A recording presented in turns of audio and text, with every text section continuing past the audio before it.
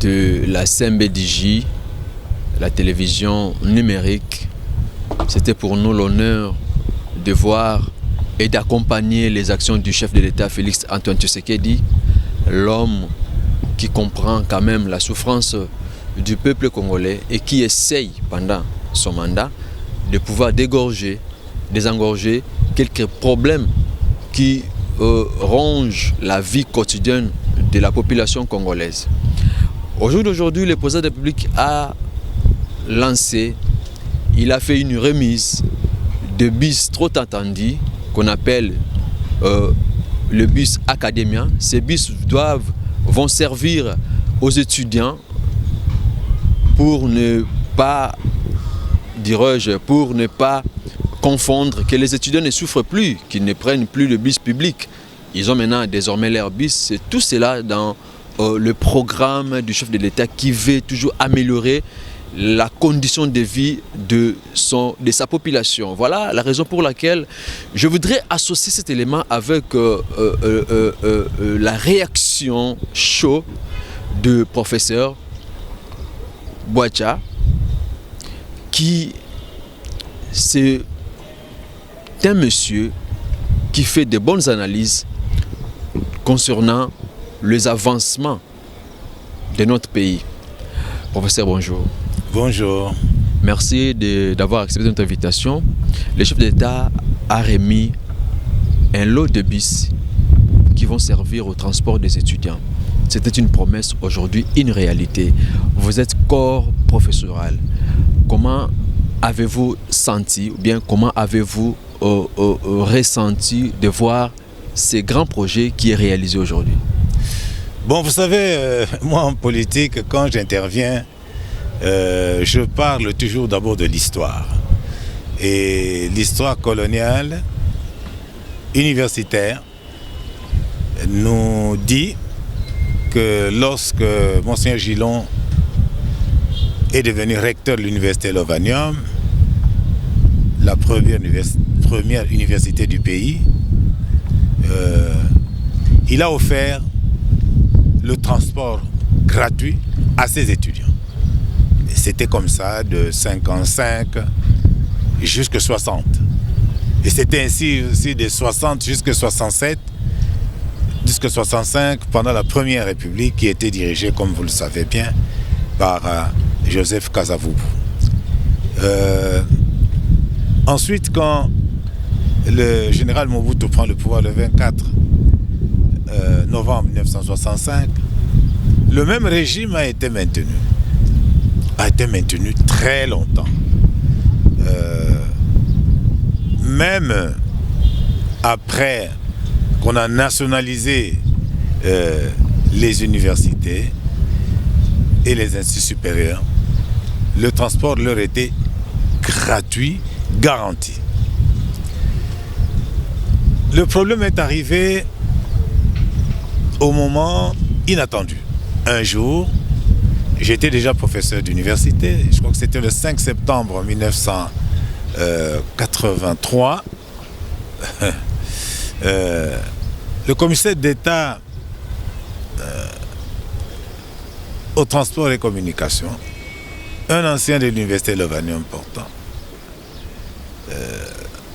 a décidé de mettre fin à la gratuité du transport pour les étudiants. Et il semble que c'était une décision du gouvernement Kengo qui a été conseillée en cela par la Banque mondiale.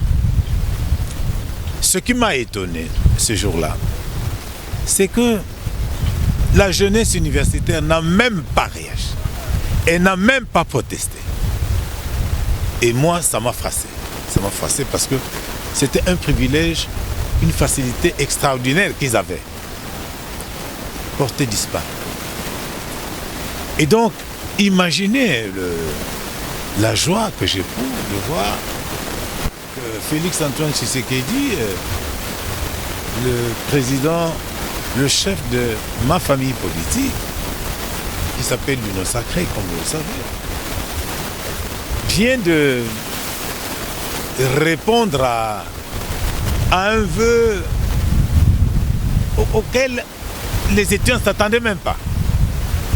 Et il vient de leur donner la facilité de mobilité en créant un établissement public qui s'appelle Transacademia. Et Transacademia va, n'est-ce pas, fonctionner non seulement à Kinshasa, mais également dans toutes les villes où se trouvent des instituts universitaires. Donc c'est quand même quelque chose d'extraordinaire. Pour le plan budgétaire, c'est lourd, mais c'est fait par la volonté du président de la République. Je lui rends un hommage extraordinaire, parce que j'ai toujours considéré dans ma carrière de prof d'université que ces étudiants sont nos enfants. Ces étudiants sont nos successeurs. Et Marshal Mobutu disait toujours la jeunesse, c'est le Zaïre de demain, c'est l'avenir de demain. Et il en était convaincu. Et il disait toujours, Lobi, ceux qui n'ont pas pembe, nakei mais bino, bokotikala.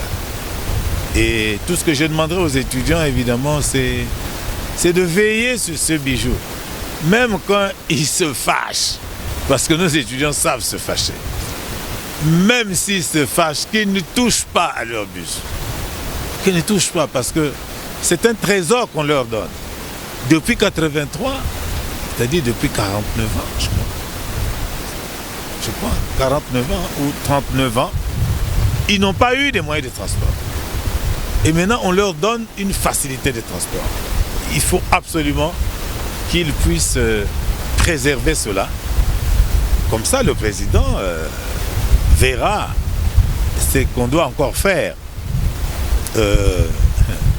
Quand nous allons traverser, après 2023, nous espérons que dans son cahier des charges pour la campagne électorale, tout comme pour la campagne présidentielle, il va prévoir le retour à l'octroi des bourses d'études aux étudiants des universités officielles de notre pays. Et je crois qu'à ce moment-là, il aura comblé son vœu, car, comme vous le savez, dès qu'il l'a pu, il a exécuté la volonté politique de la Constitution en octroyant cette gratuité de l'enseignement de base à nos enfants du primaire.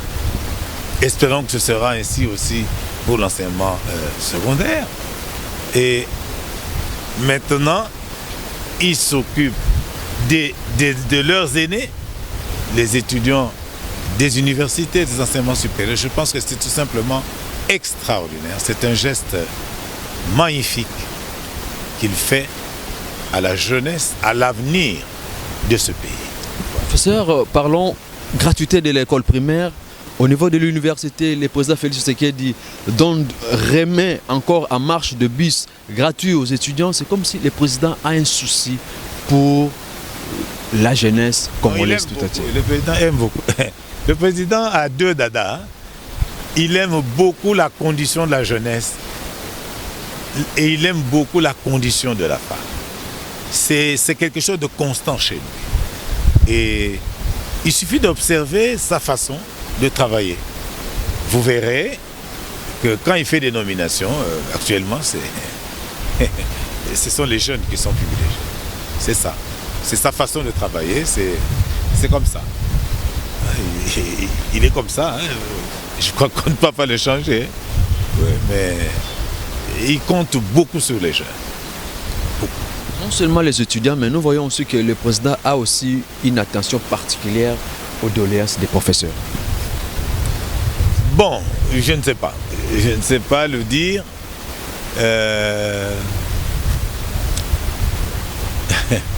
Ce que je sais, c'est que le problème de professeur se trouve sur sa table.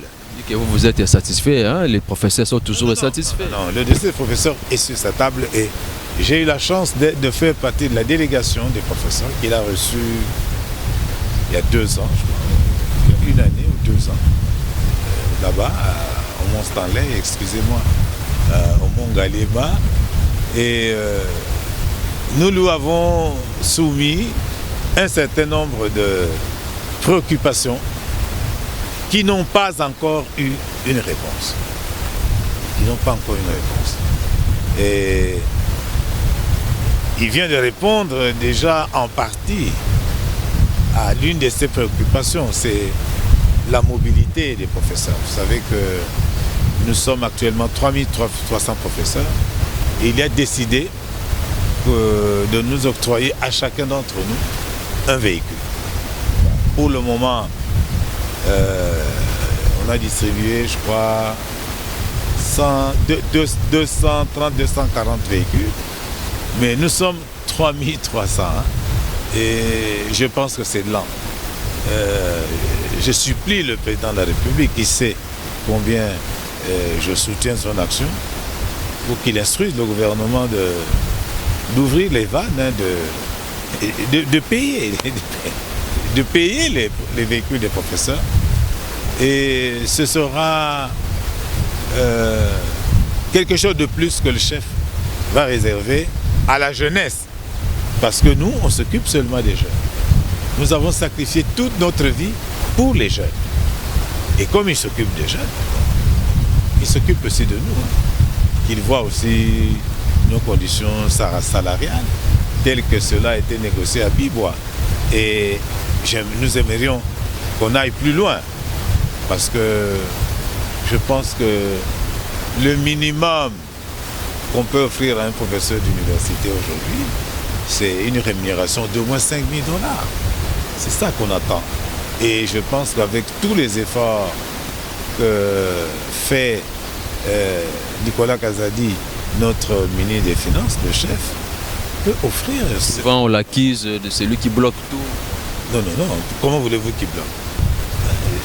Vous savez, pour... Sa rigueur fait mal aux autres. Passer de 1300, 1400 à 5000, il ne peut pas le faire de lui-même quand même. Ça doit être une décision du gouvernement, sous l'impulsion du chef de l'État. Il ne faut pas que les gens commencent à décourager ce warrior premier qui vient de faire des miracles dans la gestion des ressources financières, dans le travail des registres financiers. Vous savez qu'on est passé de 4 milliards à 16 milliards de budget annuel en moins de 2 ans. Alors, il ne faut pas qu'on décourage Nicolas. Mais je pense que s'il reçoit la bénédiction du chef, il va accélérer que tous les professeurs touchent et leur véhicule avant novembre 2023. C'est ça. Je souhaite ça. Puisque vous avez parlé aussi du budget, je profite de l'occasion. Vous êtes aussi politique, je dois profiter parce que c'est difficile de vous avoir, comme j'ai eu la chance de vous avoir. Je profite de poser quelques questions qui ne cadrent pas peut-être à notre ligne de mission d'aujourd'hui, mais je l'ai quand même posé. Vous avez dit que nous avons le budget a quand même augmenté, professeur. Mais sur le terrain, l'impact de cette augmentation du budget sur le plan social, ça ne se voit pas, la population se plaint toujours. Est-ce qu'il y a des stratégies qui sont en train de se réorganiser pour pouvoir peser sur le panier des ménageurs? Vous vous trompez d'interlocuteur. Ça, c'est une question que vous allez poser à Nicolas Kazadi.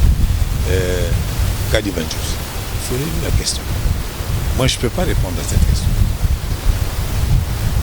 Je suis de l'Union sacrée. Je suis l'un des partenaires du président de la République. Mais il y a des domaines pour lesquels je ne peux pas me prononcer parce que ça, c'est le domaine du gouvernement. Et je ne suis pas encore au gouvernement. Les jours que je serai au gouvernement, je vais peut-être provoquer le Conseil des ministres pour qu'on puisse aborder la question.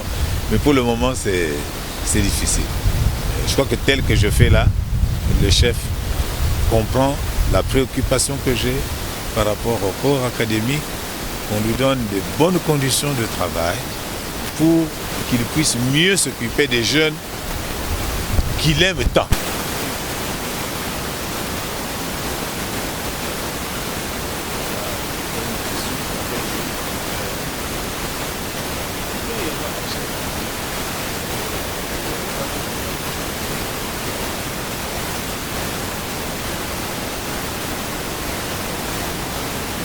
ne peut pas dire.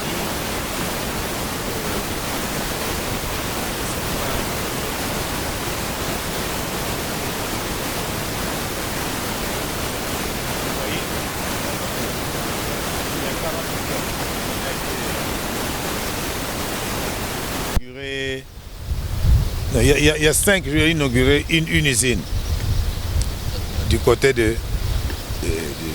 Changoura. Et puis, à Lembaïmo. Et puis, hier, il a inauguré l'usine qui est du côté de Lausanne. Et aujourd'hui, il met à disposition des véhicules pour les étudiants. Tout ça, c'est du social. C'est du social, hein? C'est totalement social. L'eau, c'est du social. Et la population ne voit que le ventre. La population a raison. Mais la population doit savoir qu'on ne peut pas tout faire à la fois. Je pense que tout le monde remarque le travail de Titan Kaba, Jean-Pierre Lia au ministère de la fonction publique. Hein? D'abord, ce vent de retraite. 20 000 retraités en une fois qui sont partis pour la première fois à l'heure avec leur argent, des comptes finaux, etc. Le travail Kaba à mon ami Tony Mwaba, à l'EPSP, hein, où les rémunérations ont crevé le plafond. Et tout ça en moins de 2 ans. Donc il y a quand même du travail qui se fait. Il y a du travail qui se fait. Et il revient à vous les médias de relayer ça. C'est ça.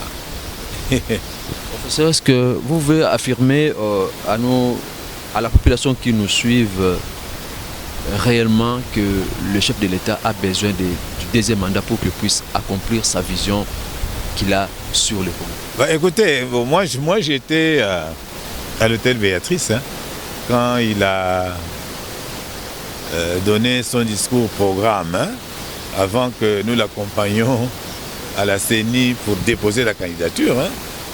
Notre programme, c'est un programme de 10 ans, hein, ce n'est pas un programme de 5 ans.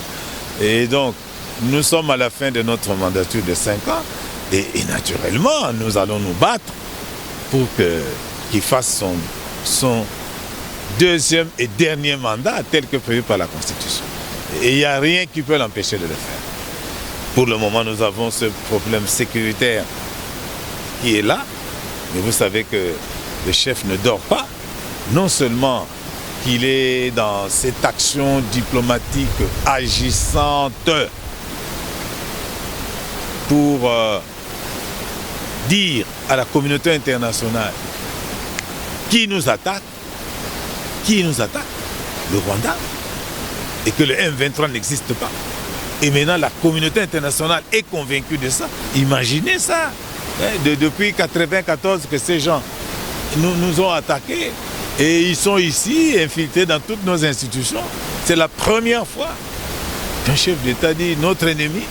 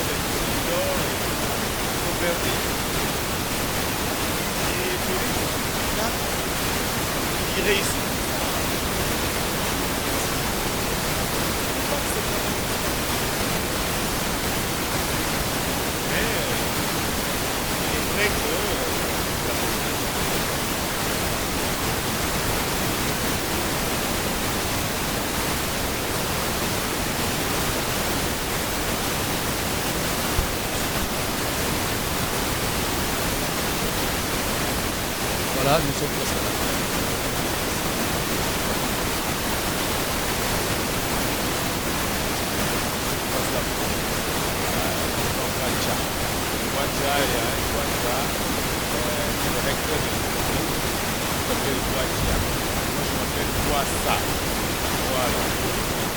Avant de nous séparer avec lui, nous sommes dans une année.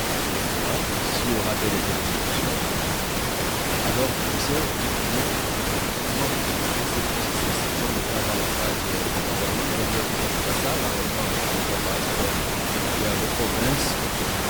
est-ce que l'UDP, est-ce que l'Union s'accompagne des élections de petite sécurité politique? Ça, c'est la question à poser.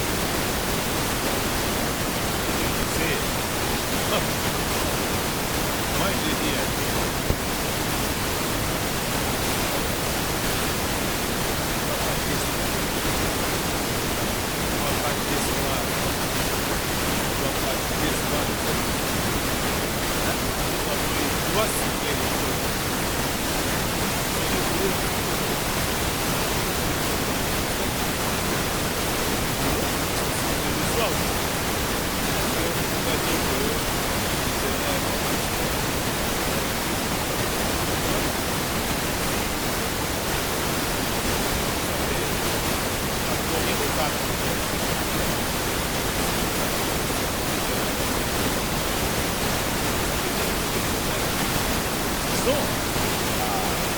D'aller quand même sans.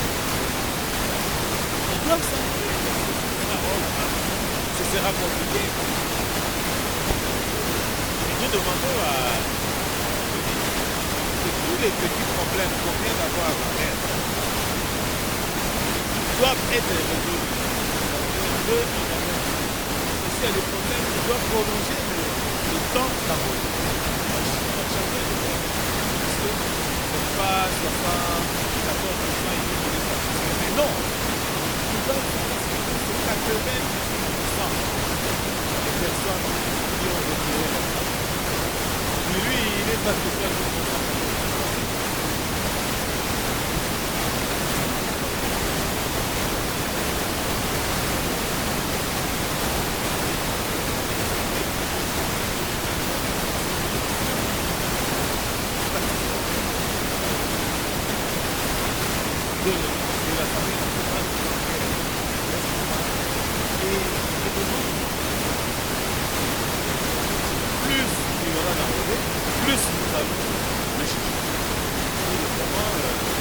Les 74% de l'air 1, il dit qu'il est satisfait. Mais non, moi je ne suis pas encore satisfait. Il faut encore plus. Moi je serais pour qu'on ouvre encore dans notre ère pour un mois, qu'il y ait encore plus d'envolée. Comme ça, l'élection deviendra quelque chose de légitime. Nous voulons que Félix soit élu de manière totalement légitime. Et qu'on ne croit pas que nous, qui sommes du système du président de la République, nous voulons qu'il y ait moins de votants, comme ça, on va réussir facilement. Non. Nous ne sommes pas là. Nous ne sommes pas là. Papa Tshisekedi, c'est un homme du peuple. Hein, et je pense que... Mais son successeur, il est connu, c'est Félix. Il y a des gens qui disent qu'ils sont plus tshisekédistes que Papa Tshisekedi, mais ce n'est pas possible. Je ne sais pas où est-ce qu'ils trouvent ça. Hein? Parce que quand Papa Tshisekedi nous a quittés, hein, le rassemblement s'est réuni et j'étais dans le bureau du rassemblement et nous avons confié notre rassemblement à Félix Tshisekedi. Ils doivent comprendre ça. Hein? C'est lui qui a pris le flambeau du président Étienne Tshisekedi. Non pas parce que c'est son fils, mais parce qu'il le mérite. Nous n'avons pas agi en l'air. Vous comprenez ça? C'est ça. Et maintenant, bon, ça fait 4 ans, il est là. Hein? Il n'a pas démissionné. Bon, la RDC aujourd'hui a une voix partout. Hein? Donc, nous avons été président du CRGL, président de la SADC, président de CEAC, président même de l'Union africaine. Mais je ne sais pas. Donc la voix de notre pays est enfin totalement audible sur le plan international. Et aujourd'hui, il vient de convaincre toute la communauté internationale que celui qui veut balkaniser le pays, celui qui crée des troubles dans notre pays s'appelle Kagame et c'est le Rwanda. Mais enfin, on ne peut même pas dire merci. On ne peut pas. Il faut être honnête. Voilà. Je crois que c'est ça le message que je dois faire. Oui, il mérite de le faire. Et puis, il faut qu'il mette fin à cette guerre et que le prochain mandat, il puisse avoir encore plus de réalisations. Regardez ce que vient de faire Alinguete. Alinguete vient de nous montrer que les contrats chinois sont là. Ils ont été négociés dans un contexte particulier, mais qu'il faut qu'on les renégocie. Mais lui, le président, avait déjà dit ça dans Vost, là, en Afrique du Sud, qu'on doit renégocier. Pourquoi? Parce que nous voulons des contrats gagnant-gagnant. Et là, ce sont des contrats gagnant-perdant. Gagnant pour, comment on appelle, pour la Chine, perdant pour la RDC. Parce que quand la Chine a 9 milliards, nous on a 822 millions. Mais non, mais je sais pas. Alors les gens, je ne sais pas, se demandent quoi, mais non. Hein? Le président, il est là depuis 4 ans. Hein? Et c'est maintenant qu'on lui dit que nous, on n'a que 822 millions. Eux, ils ont déjà 9 milliards. Et on dit que c'est gagnant-gagnant, mais enfin. Mais de quels experts s'agit-il là? Et moi, je pense qu'on ne va pas... On va les renégocier pour les équilibrer, pour que ce soit gagnant-gagnant. C'est 50%, 50%. Oui. Donc, c'est ça un peu. Hein? Donc, si c'est 10 milliards, nous, on doit avoir 5 milliards, eux, 5 milliards. C'est ça. Sinon, ce n'est pas gagnant-gagnant. Et moi, je soutiens ça. Et je suis très content que le jeune homme là qu'on a nommé à l'agence des grands travaux, il a dit ça, que le président a dit qu'on doit renégocier ça. C'est formidable. Formidable. Hein? Il est très satisfait du rapport de l'IGF. Et les gens commencent à blaguer avec ça, mais c'est un excellent rapport, je soutiens. Je soutiens Jules. On voit que l'IGF, là-bas, on ne blague pas, c'est du boulot. Hein? Jusque-là, il est dans les bons, jusque-là. Mais oui, mais il fait un travail extraordinaire. Maintenant, tous les PDG, tous les DG ont peur. Mais avant, ils n'avaient pas peur, ils faisaient ce qu'ils voulaient. Maintenant, évidemment, il faut que quand il y a des malversations, que les gens soient punis. On doit mettre fin à l'impunité. Ça, c'est le prochain mandat de Félix. C'est clair. Hein? La lutte contre la corruption, oui, mais aussi la lutte contre l'impunité. Voilà. Voilà, c'est ici que nous mettons fin à le progrès social. Voilà. C'est ici que nous mettons fin à cet entretien avec le professeur Boissa. Mesdames et messieurs, vous nous avez suivis de partout. Et retenez bien que le chef de l'État a donné le BIS Trans Academia. Aujourd'hui, c'est déjà opérationnel. Demain déjà ou le lundi, les étudiants congolais de toutes les villes de la RDC vont bénéficier d'un transport gratuit venant. Ça, c'était cadeau Fachi Béton. Au revoir. Ce n'est pas un transport gratuit, c'est un transport moins cher. Donc c'est le moins cher, hein? C'est une convention. Hein? Ouais, ouais. Ok, donc c'est comme ça que ça va se passer et ça sera défini au niveau des instituts supérieurs et c'est déjà défini. C'est déjà défini. Ok. Quant à moi, je vous retrouve là dans un numéro prochain. Je vous dis merci et bonne suite des programmes sur la C1BNDJ. Restez branchés et les programmes continuent. Merci. Donc c'est une convention.